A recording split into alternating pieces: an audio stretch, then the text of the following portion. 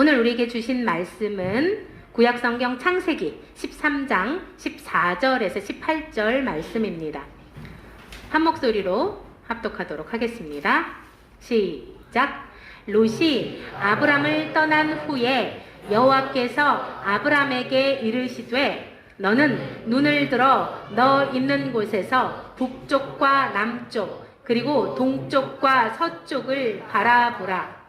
보이는 땅을 내가 너와 내 자손에게 주리니 영원히 이르리라. 내가 내 자손이 땅의 티끌 같게 하리니 사람이 땅의 티끌을 능히 셀 수 있을진데 내 자손도 세리라. 너는 일어나 그 땅을 종과 횡으로 두루 다녀보라. 내가 그것을 내게 주리라. 이에 아브람이 장막을 옮겨 헤브론에 있는 마므레 상수리 숲풀에 이르러 거주하며 거기서 여호와를 위하여 제단을 쌓았더라. 아멘. 오늘은 당신의 멘토는 누구인가요?에 대한 말씀으로 박철수 목사님께서 말씀 전해주시겠습니다. 아브라함이 보면은 하나님하고 언약을 맺습니다. 하나님이 아브라함과 언약을 맺어요. 근데 한 번이 아니고 성경을 쭉 보면은 5번에 걸쳐서 언약을 맺습니다. 첫 번째가 언제였나요? 첫 번째가 아브라함이 갈대아 우르에 있을 때 하나님이 아브라함을 부르시죠. 너는 본토 친척 아비 집을 떠나라. 그리고 아브라함은 하나님 말씀에 순종해서 본토 친척 아비 집을 떠납니다. 그걸 히브리서에서 보면은 아브라함은 하나님 말씀을 들었을 때 갈 바를 모르고 떠났다. 이렇게 설명하고 있습니다. 그러니까 하나님이 아브라함에게 너 갈대아 우르에서 떠나 이랬을 때 어디로 가라는 말씀을 안 하신 거예요. 그리고 떠나라 그런 거거든요. 그런데 이제 우리가 한번 생각을 해봅시다. 내가 S그룹 입사해서 다녀요. 그런데 내 멘토가 어느 날 갑자기 너 거기 그만둬. 그러면은 그만둘 사람이 몇 사람이나 있을까요? 그것도 너 거기 그만두면 거기보다 훨씬 좋은 곳에 내가 취직시켜 줄게. 이래도 그만두기 어렵잖아요. 자리를 이미 예비하고 너 나오자마자 바로 들어갈 수 있어. 그래도 그만두기 어려운데 지금 아브라함 입장에서는 아무것도 보이지도 않고 목적지도 없고 그러는데 떠나라 이렇게 명령을 하십니다. 근데 우리가 한 가지 여기서 강구하는 게 뭐가 있냐면은 본토 친척 아비 집을 떠나라 하니까 우리 생각에는 우리가 고향을 떠나듯이 아니면 결혼해서 친정집 아니면은 친가를 떠나듯이 아주 쉽게 생각하거든요. 그런데 때가 언제죠? 지금으로부터 4,000년 전. 4,000년 전이면은 시족사회예요. 시족사회인데 그 당시 시족사회에서 본토 친척 아비집, 그러니까 근거지죠. 근거지를 떠나라는 이야기는 어떤 의미인가요? 네가 가지고 있는 거 모두 포기해라. 그렇다면은 지위나 재산이나 명예나 게다가 생명의 위협까지도 당할 수 있는 그런 거. 시적으로 뭉쳐 있어야지 외부 위험으로부터 보호를 받는데 그 보호까지도 전부 포기하고 떠나라. 이런 말이거든요. 그러니까 쉽게 떠날 수 있는 그런 상황이 아닌 거죠. 그러니까 아브라함이 떠났다는 이야기는 그 모든 것을 포기했다. 재산도 포기하고 연고도 포기하고 그리고 안전도 포기하고 그리고 떠난 거죠. 그런데 하나님이 아브라함을 왜 부르셨나요? 갈대아 우르가 어떤 곳이죠? 우상 숭배가 만연한 곳. 그런데 아브라함은 어떤 집안이죠?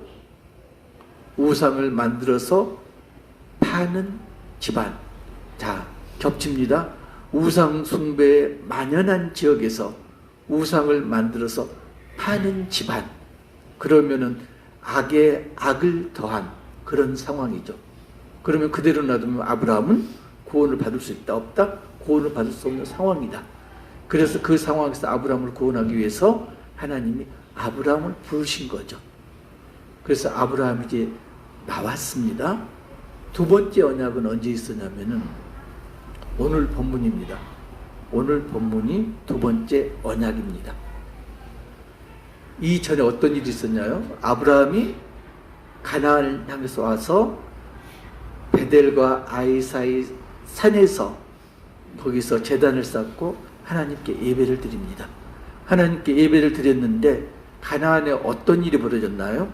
기근이 닥쳤습니다. 그래서 아브라함은 어떻게 했나요? 하나님께 기도해야 되는데 그러지 않고 자기 판단에 의해서 지극히 세상적인 관점으로 기근을 피해서 젖과 꿀이 우르는 애굽으로 내려갔죠. 애굽으로 내려갔는데 어떻게 했나요? 당시에는 치안 부재 상황이니까 약한 사람이 가지고 있는 재물, 거기에는 뭐가 포함돼요? 예쁜 여자도 포함되죠. 죽이고 빼앗아 가죠. 노력합니다. 그래서 아브라함이 어떻게 하나요? 사라에게 아내라고 하지 말고 누이라고 하자. 근데 거짓말은 아니거든요. 이복 누이거든요. 엄마가 다른 동생이거든요. 근데 진짜 신부는 뭐예요? 부부잖아요. 그래서 반만 진실을 이야기한 겁니다. 그리고 거짓말하지 않았다고 위안을 하는 거죠. 결과는요, 애굽 왕이 사라를 달라고 하고 그 대가로 지참금을 주죠. 많은 재물을 얻습니다. 속된 말로 하면은 인신매매범 역할을 한 거죠. 그것도 누구?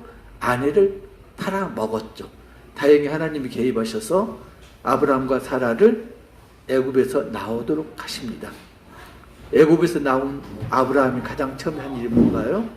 전에 제단을 쌓았던 곳, 전에 예배를 드렸던 그곳에 이르러서 다시 한번 예배를 드립니다. 예배가 회복됩니다. 예배가 회복되면은 그 다음 아브라함 언행이 그대로일까요? 달라질까요? 달라져야 됩니다. 그대로면은 예배가 회복된 게 아니죠. 그때 어떤 일이 일어나요? 롯하고 아브라함 목자들 사이에 다툼이 일어나죠. 그때 아브라함이 롯에게 선택을 양보를 합니다. 예배가 회복되기 전에 아브라함이었다면은 자기 욕심을 차렸을 거예요. 그잖아요. 내 조카 내가 데리고 왔고 네에게 있는 재산은 내 재산, 이렇게 충분히 생각할 수 있잖아요. 그런데 롯이 떠나면은 사실은 자기 재산이 반분되는 거고, 그러면은 자기 영향력도 그만큼 없어지는 거고, 그러면은 그걸 조금이라도 만회하려는 게 사람들 심리죠. 그런데 예배를 회복한 아브라함은 롯에게 선택권을 양보를 합니다. 그리고 손해를 보죠. 그 다음에 맺은 게 오늘 동서남북 언약입니다. 여기에서 처음에 맺었던 건 이제 복을 주장했고 삼복 언약이라고 그러고요. 이건 뭐 동서남북 언약 그러는데 이제 이건 우리가 알기 쉽게 하기 위해서 그냥 붙인 거예요. 제목이 있는 게 아니고. 그리고 세 번째 언약이 이른바 횃불 언약이죠. 그게 어디냐면요, 창세기 15장 1절에서 15절. 여기도 우리가 알아봐야 될 게 그 전에 무슨 일이 있었는가, 이 배경을 알아봐야 됩니다. 횃불 언약 배경은 롯이 눈에 보기에 좋은 곳, 보암직한 곳을 택해서 동쪽으로 향했죠. 그리고 소돔과 고모라에 장막을 쳤는데 그때 소돔과 고모라에 전쟁이 있었습니다. 그리고 롯이 포로로 끌려가죠. 아브라함이 가장 아래 지방에 살고 있었는데, 그러니까 이스라엘은 단에서 브엘세바 이 이야기 하잖아요. 가장 북쪽 단, 가장 남쪽 브엘세바. 아브라함이 군인도 아니고요, 정상적인 군인도 아니고 집에서 훈련시킨 남자들을 끌고 롯을 구하기 위해서 브엘세바에서 단까지 쫓아가서 롯을 구출합니다. 그리고 돌아오는 길에 어떤 일이 있냐면은 살렘 왕 멜기세덱에게 11조를 드리죠. 그러니까 11조를 드렸다는 건 우리가 이제 신앙생활을 하다 보면은 예배를 드리고 신앙생활을 하는데 11조 드리기가 어떤 분은 쉽고요, 어떤 분은 굉장히 어려워요. 그래서 예수님이 말씀하시죠. 내 물질이 있는 곳에 내 마음이 있다. 그게 물질이 중요하다는 게 아니고, 물질은 사실은 신앙의 버금가게, 그래서 사탄이 가장 큰 무기로 쓰는 게 물질이죠. 버금가게 중요시하기 때문에 11조를 드렸다는 이야기는 예배가 굳건해졌다, 신앙이 뿌리 깊게 박혔다, 그런 의미가 됩니다. 그때 이제 하나님이 아브라함과 언약을 맺으시죠. 그리고 네 번째 언약이 이른바 이제 할례 언약이에요. 이건 창세기 17장 1절에서 10절. 이건 언제 있었냐면, 배경이 아브라함이 99세 때 이 할례 언약을 맺는데, 그 이전에 어떤 일이 있었나요? 아브라함 사라가 아들을 기다립니다. 하나님이 분명히 네 몸에서 난 씨가 내 자식이다, 이 약속을 하셨기 때문에 아들을 기다리는데 나이가 먹는데도 아들을 주실 기미가 보이지 않습니다. 주시겠다는 시간이 10년이 지났는데도 기미가 보이지 않자 어떻게 하나요? 사라가 방법을 제시합니다. 그 방법이 어떤 건가요? 동서고금 어느 나라에서나 행했던 방법, 첩을 드리는 거죠. 그래서 첩을 통해서 아들을 생산하는 것. 그래서 애굽에서 데려온 사라의 여종 하갈을 통하여서 이스마엘이 태어납니다. 그때가 아브라함 86세 때. 자, 하나님 방법이 아닙니다. 분명히 하나님은 정상적으로 아들을 주겠다 했는데 지극히 인간적인 방법을 통해서, 그것도 이방 민족들의 방법을 통해서 지금 이스마엘을 비정상적으로 출생했습니다. 그리고 세월이 흘렸습니다. 아브라함 99세 되던 때, 아브라함 100세 되던 때 어떤 일이 일어나나요? 이삭이 태어나죠.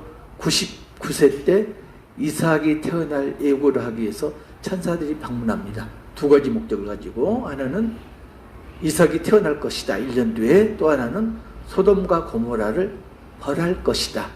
이 두 가지 목적을 가지고 천사가 방문했는데, 그때 뭘 하나요?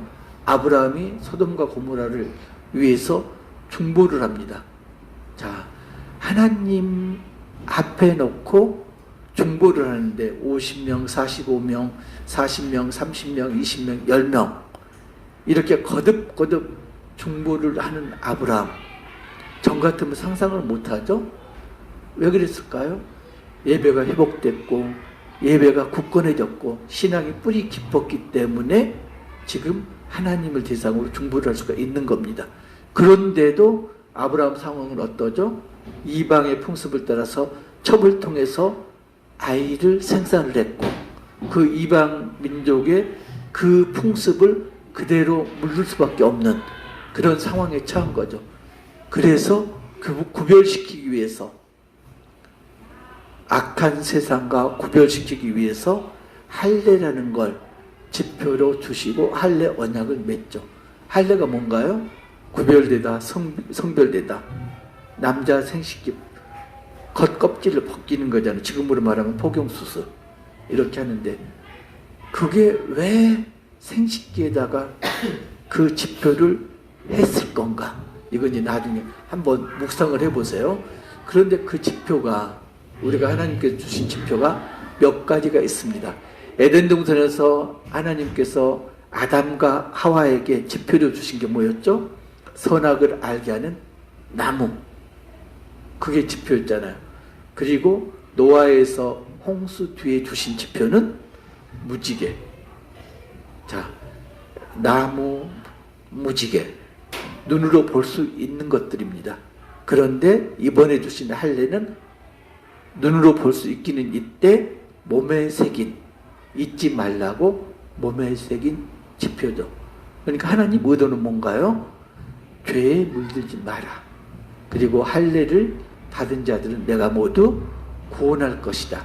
여기서 중요한 게 뭐가 있냐면은 그 할례를 받은 대상에 아브라함뿐만이 아니고 아브라함 집에 있는 모든 자들, 종이라든가 나그네라든가, 당연하게도 이스마엘도 들어가죠. 어떤 의미가 있나요? 할례를 받으면은 이방인일지라도 내가 구원을 하겠다. 이런 의도가 담겨 있는 거죠. 그리고 마지막 언약이 이제 보통 종합 언약 이렇게 이야기하는데 창세기 22장 16절에서 18절. 이 이전에 이 어떤 일이 있냐면은 이삭이 태어났어요. 그리고 잘 자랐죠. 그런데 어느 날 하나님이 말씀하십니다. 내 아들 이삭을 번제로 바쳐라. 아브라함이 이삭을 데리고 사흘 길을 걸어서 모리아산에 도착합니다. 그리고 제단에 이삭을 올려놓고 이삭을 번제로 드리려고 죽이려고 할 때 하나님이 그만 스톱하는 거죠. 그 뒤에 맺은 언약이 바로 종합 언약입니다. 그런데 이 5가지 언약들을 보면은 공통적인 말씀을 하고 있습니다. 그게 뭐냐면은 하나님이 창세기 1장에서 아담과 하와에게 하셨던 축복을 언약을 통해서 재확인하고 계십니다. 하나님은 어떤 걸 아담과 하와에게 축복하셨나요? 생육하고 번성하라, 땅에 충만하라, 그리고 땅을 정복하라, 땅을 다스리라. 이 3가지가 5번의 언약을 통해서 거듭 확인하고 계십니다. 자, 여기서 우리가 볼게. 여러분들 멘토, 인생의 멘토 한 분쯤은 계시죠? 없나요? 아브라함은 멘토가 누구였을까요? 하나님, 여호와 하나님이 아브라함의 멘토였습니다. 멘토라는 말이요, 어디서 유래됐는지 아세요? 멘토. 멘토르라는 사람 이름에서 유래가 됐는데, 그리스 로마 신화에 보면은 트로이 전쟁 있잖아요. 그게 이제 신화가 아니고 사실은 역사적으로 지금 이제 증명이 되고 있는데, 트로이 전쟁이 누가 주인공이죠? 오디세우스. 그죠? 그런데 이제 전쟁을 떠나려고 그래요. 아들이 있었는데, 아들이 자기가 없으면 아버지 역할을 못하니까 바르게 자라지 못할 거다. 그래서 친구인 멘토르에게 아들을 부탁을 하죠. 그래서 멘토르가 오디세우스가 없는 10년 동안 친구 아들을 교육시키고 조언하고, 그리고 조력자 역할을 해서 훌륭한 사람으로 키우죠. 거기에서 이제 멘토르 이름에서 조력자 또는 이끄는 자, 스승, 이런 의미로 멘토라는 말이 유래되었다고 그럽니다. 자, 아브라함에게 있어서는 멘토가 여호와 하나님이었습니다. 그러면은 우리가 이제 멘토의 보호를 받는 사람을 뭐라고 그러죠? 멘티라고 합니다. 그러니까 스승과 제자 이러듯이 멘토와 멘티 이렇게 이야기를 하죠. 아브라함의 멘토는 여호와 하나님이었는데, 멘토와 멘티 사이에는 뭐가 바탕이 되어야 될까요? 멘토와 멘티 사이에는 신뢰가 바탕이 되어야 됩니다. 신뢰가 없다면은 그건 단순하게 지식을 전하는 스승에 불과할 수 있습니다. 그러니까 멘토하고 멘티 사이에는 굳건한 신뢰가 바탕이 되어야 됩니다. 자, 5개 언약을 다시 한번 되짚어봅니다. 첫 번째, 삼복 언약. 떠나라 했을 때 아브라함은 하나님을 신뢰하고 순종했습니다. 자, 믿으니까, 신뢰하니까 그 말에 순종할 수가 있습니다. 순종하면 어떻게 행동해야 되나요? 그 말씀대로 따라야 되는 거죠. 우리는 순종한다고 그러고 어떻게 하나요? 말로만 순종합니다. 반쪽짜리 순종을 하는 거죠. 그 이야기는 뭔가요? 100% 신뢰하지 못하고 절반은 신뢰하고 절반은 신뢰하지 못하는 상황. 이렇기 때문에 말로는 순종하는데 행동은 뒤따르지 않습니다. 온전한 신뢰를 한다면은 온전한 신뢰가 뒤따라야 되고요. 온전히 신뢰한다면은 반드시 100% 행동이 뒤따라야 됩니다. 그걸 뭐라고 그러나요? 헌신. 그죠? 내 모든 것을 포기하고 말씀에 따르는 게 헌신이죠. 첫 번째 삼복 언약에서 아브라함이 떠난 건 자기에 있는 모든 것을 포기하고 온전히 헌신한 거죠. 다 버려두고 떠났으니까. 두 번째 동서남북 언약에서도 자기 걸 포기를 하죠. 그리고 예배를 회복하죠. 이게 이제 헌신하는 거죠. 세 번째 횃불 언약에서도 마찬가지로 멜기세덱에게 11조를 드렸죠. 그 이야기는 예배를 회복한 거에 넘어서 굳건하게 다진 거고 그게 헌신보다 더 큰 그런 역할을 하는 거죠. 네 번째 할례 언약. 이건 정말로 하나님의 자녀라는 징표를 내 몸에 새긴 거니까 헌신을 안 할래야 안 할 수 없는 그런 상황에까지 신앙이 깊어진 거죠. 그리고 마지막 다섯 번째 언약. 여기에서는 총괄적으로 네 가지 언약을 재확인하는 그런 언약입니다. 멘토와 멘티 사이에 가장 중요한 게 뭐라고요? 신뢰가 바탕이 되어야 됩니다. 그래서 아브라함은 하나님께 축복을 받았고요. 그런데 우리는 하나님이 축복을 받았나요? 예, 받았죠. 근데 우리가 기도를 합니다. 기도를 하는데 하나님이 기도를 응답하시는 게 순서가 있어요. 그걸 아브라함 언약을 통해서 우리가 볼 수가 있습니다. 먼저 하나님이 말씀하시고 그리고 아브라함이 순종하고 그 다음에 아브라함이 행동으로 드리고 그죠? 말씀이 먼저 있었고요. 그리고 순종했고 그 다음에 행동으로 따랐고 바탕이 뭐라고요? 온전한 신뢰. 자, 우리가 기도를 합니다. 하나님 아버지, 지금 이 상황만 모면하게 해주시면은, 이 어려움만 넘어가게 해주시면은, 하나님 말씀대로 뭐든지 다 따르겠습니다. 여러분 이야기가 아니고요. 제가 그랬어요. 제가. 지금만 넘어가면은 하라는 대로 다 할게요. 뭐가 다르죠? 아브라함은 말씀이 먼저였고 순종했고 그리고 행동으로 따랐는데 우리들은 어떻게 하고 있나요? 조건을 걸고 있잖아요. 말씀에 순종한 게 아니고 잠깐만요. 이 일만 끝나면 이것만 해결해 주시면은 조건부로 순종하겠습니다. 그러면은 하나님께서 기도 응답을 해 주실까요? 안 해 주실까요?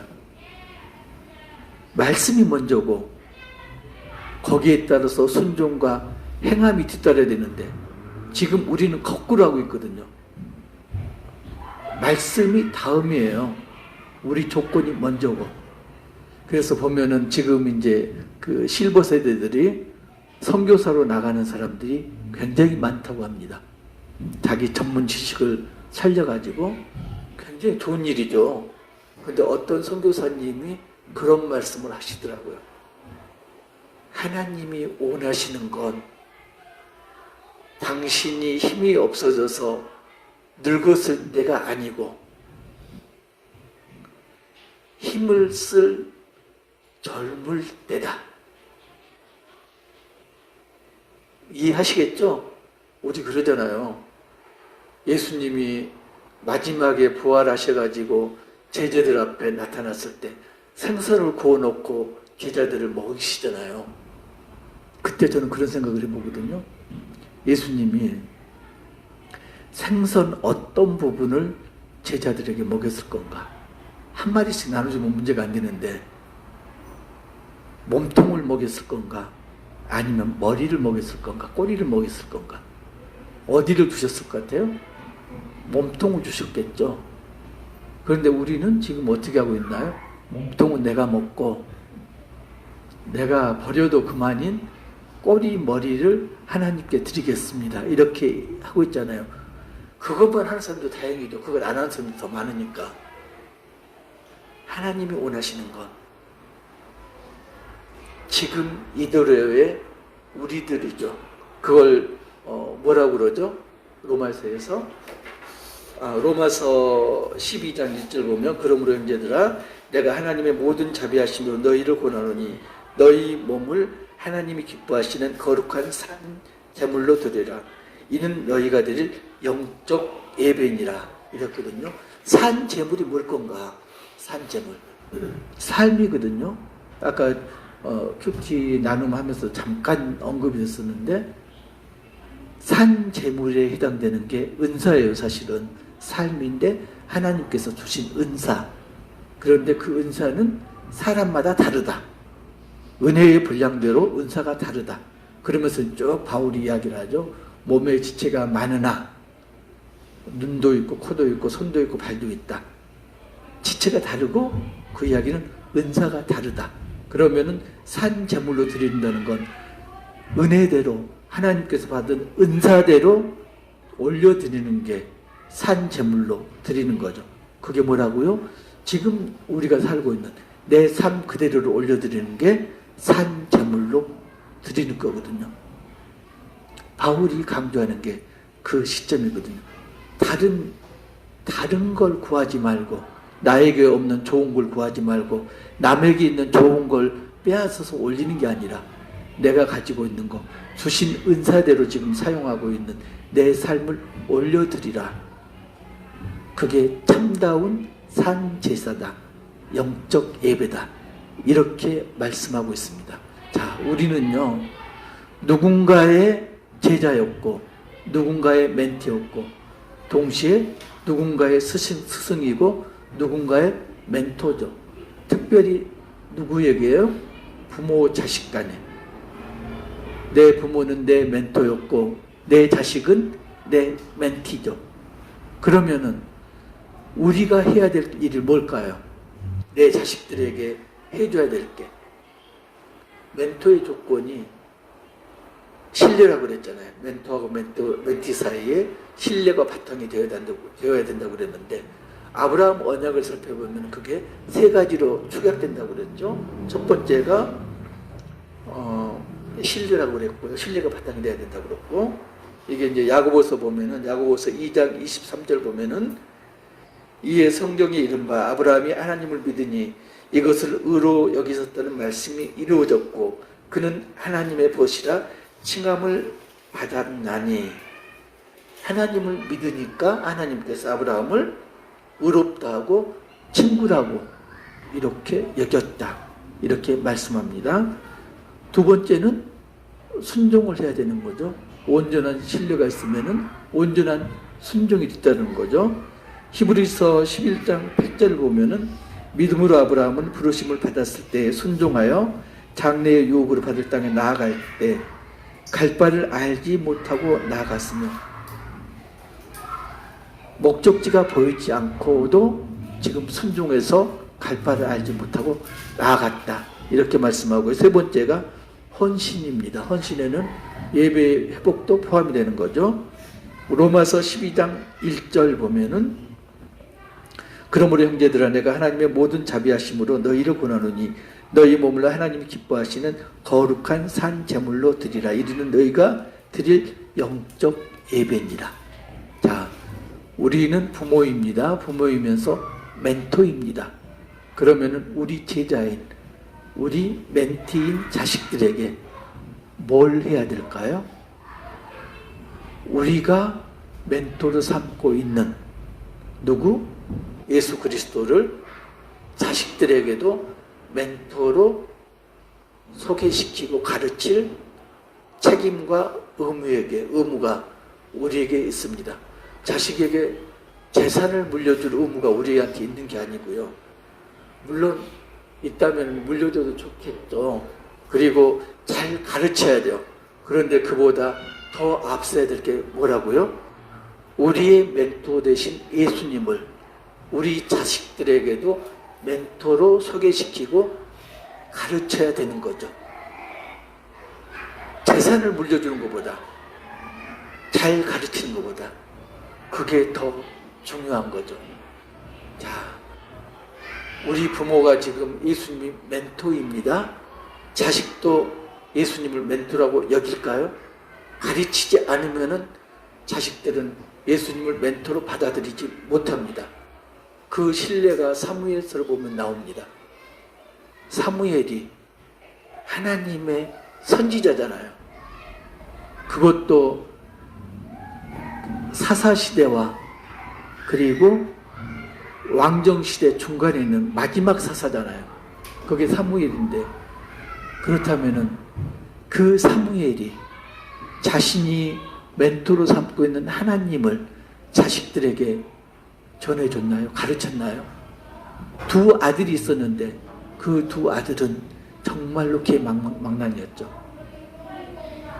비록 아버지는 멘토로 여호와 하나님을 멘토로 삼고 있었지만은 사무엘의 자식들은 여호와 하나님이 멘토가 아니었던 거죠. 똑같은 일이 우리한테도 벌어질 수 있습니다. 사무엘의 두 아들은 전쟁에서 비명 행사하죠. 우리 아들들이, 우리 자녀들이, 우리 딸들이 멘토인 예수님을 우리가 전해주지 않는다면은, 자, 세상적으로는 성공할 수 있습니다. 부도 누릴 수가 있고요, 명예도 얻을 수가 있고요, 정말로 재미있게 잘 살 수가 있는데, 마지막 날 과연 우리 아이들이 어떻게 될까요? 구원을 얻지 못합니다. 그래서 재물보다 더 중요한 게, 교육보다 더 중요한 게 뭐라고요? 예수님을 멘토로 우리 자식들에게 가르치고 예수님께로 인도하는 일이 멘토인 우리 부모들이 할 일입니다. 여러분, 예수님이 멘토라고 믿으시죠? 그런데 왜 보면은 죽어라 그러는데 날마다 되살아나요? 아침마다? 덜 죽은 거죠? 정말로 예수님이 멘토라면은 우리 자식들에게 예수님을 가르쳐야 될 뿐만 아니라 그걸 뭘 통해서 가르쳐야 된다고요? 우리의 삶을 통해서. 우리 자식들이 예수님을 제대로 믿지 못하는 건 그 원인이 뭐다? 부모인 멘토인 부모 때문이다. 부모하고 자식, 멘토하고 멘티 사이에 온전한 신뢰가 형성되지 않았기 때문에, 그랬기 때문에 우리 아이들이 예수님을 멘토로 온전히 영접하지를 못하는 거죠. 그 책임 누구한테 있다고요? 부모인 우리에게 있습니다. 예수님이 멘토인 우리처럼 우리도 우리 아이들에게 그런 멘토가 되고 그런 예수님을 멘토로 전해 주시기를 주님의 이름으로 축복합니다.